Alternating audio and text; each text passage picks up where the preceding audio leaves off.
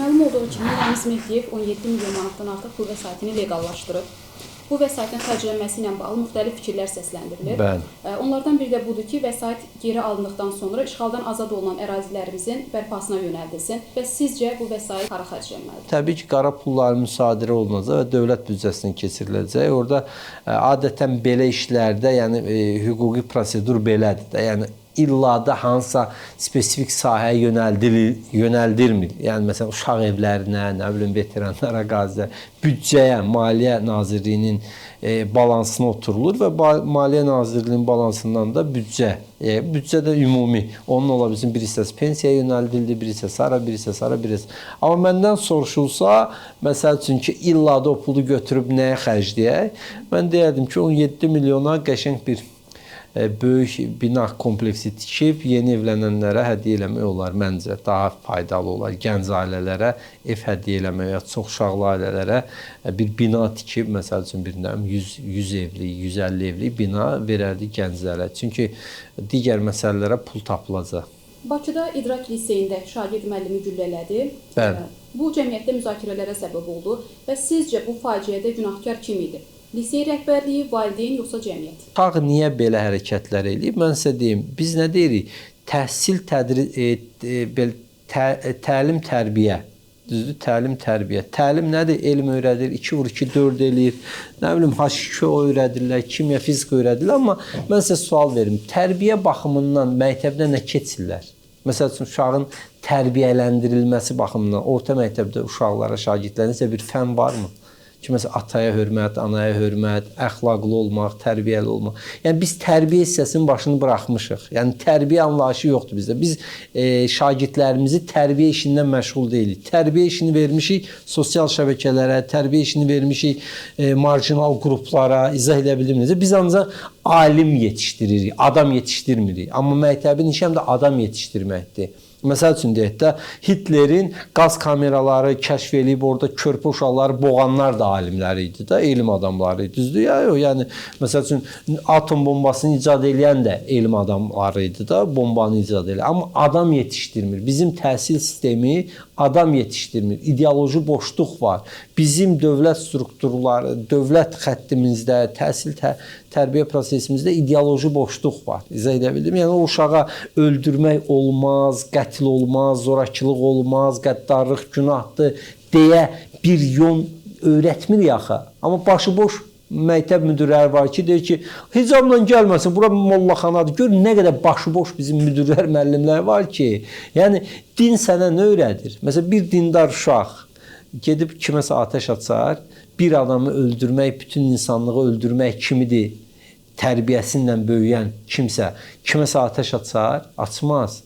Qarışqanı belə ayaqlasan, onun haqqını verəcəksən deyən bir təlim görən uşaq gedib kiməsə atəş açar, açmaz. Yəni, bizdə tərbiyə anlayışı yoxdur, ideoloji boşluğumuz var. Nə milli mənəvi dəyərlərimizi əsasən biz öz şagirdlərimizi tərbiyələndiririk, nə dini dəyərlərimizi əsasən. Buraxmışıq Epsteynlərin ümidinə, sosial şəbəkələrin ümidinə. Sosial şəbəkədə kim hansı qrupa qoşuldu, o qrupun təsiri altında olur. Yəni, bu dövlətin yürütdüyü təhsil sisteminin boşluğudur. Nə uşağın boşluğudur, nə valideynin, nə də o yetim idrak liseyinin. Pensiyalarda 9,2% artım təsdiqləndi. İndi diqqət veteranlara yönələn yardımların üzərinə yönəlib. Veteranlar aylıq nə qədər müavinət almalıdırlar və 2026-da bu istiqamətdə artım gözlənilir. Əvvəla qeyd edeyim ki, pensiyada artım deyil, o indeksləşdirmədir. Nədir indeksləşdirmə?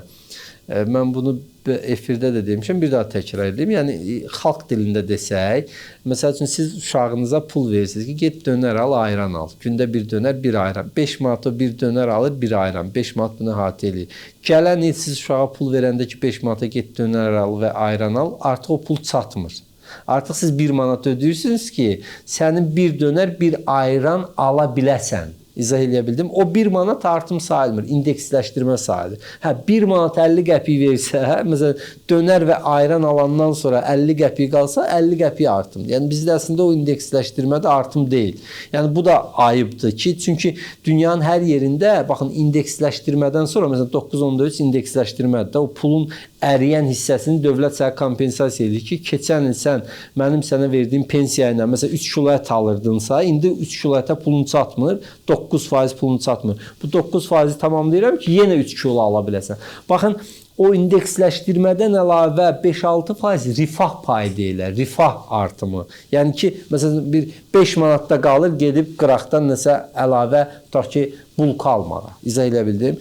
Yəni, bu indeksləşdirmədir və ildə bir dəfə olunur bizdə. Türkiyədə bu ildə 2 dəfədir, 6 aydan bir bu indeksləşdirmə olur. Avropada 4 dəfədir, 3 aydan bir olur.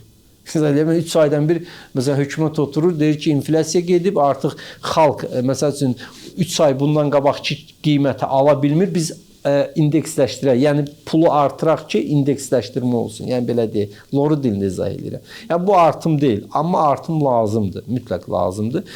Veteranlara gəldikdə isə bilirsiniz,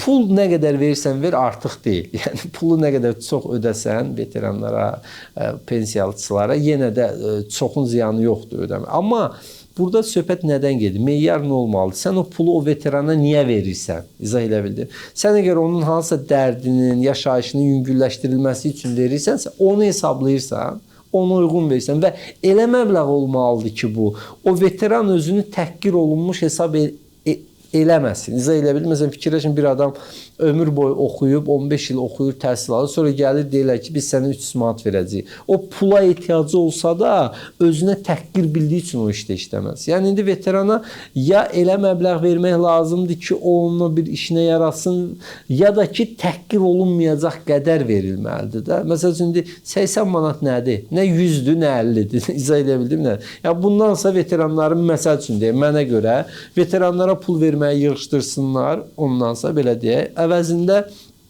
məsəl üçün deyək, ictimai nəqliyyatdan pulsuz istifadə hüququ versinlər, kommunal xidmətlərdə endirim versinlər, məsələn, işıq pulu, qaz pulu, su pulunda 30%, 40% endirim versinlər, evladları pullu, dövlət müəssisələrində pullu təhsil alan tutaq ki, veteranlara güzəşt tətbiq olunsun, bu daha realdır, nəinki 80 manat. İzah elə bildim, yəni 80 manat bir adamın bir aylıq heç yol pulu eləmir. Ondan sonra denən ki, veteranlara ictimai nəqliyyatdan istifadə pulsuzdur. Məsəl üçün deyək. Ya da ki, normal bir 500 manatdan başlayan ödənişlər eləmək olar. Çünki biz bir dövlət öz mövcudiyyəti dönəmində nə qədər müharibə edirik? Biz 30 ildir dövlətiyik, cəmi 2 dəfə müharibə eləmiş. Birinci Qarabağ, ikinci Qarabağ. Yəni gündə veteran çıxmıraq deyək ki, yox, bu veteranlar artır. Əslində veteranlar azala-azala gedir. İzah elə bildim necə?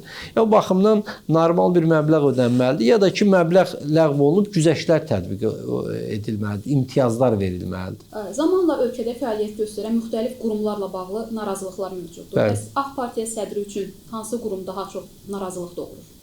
Hansı qurumdan daha çox narazısınız? Vallahi siz sual versəniz, hansı qurumdan belə deyək də, narazı deyilsiniz, o daha rahat olardı. Çünki mən böyük əksəriyyət qurumlardan narazıyıq. Biz niyə?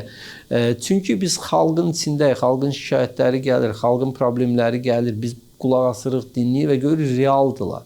Yəni, bir çox dövlət qurumları öz işlərinin öhdəsindən gəlmirlər, təəssüf ki. Yəni, bir çoxlarının, böyük əksəriyyəti.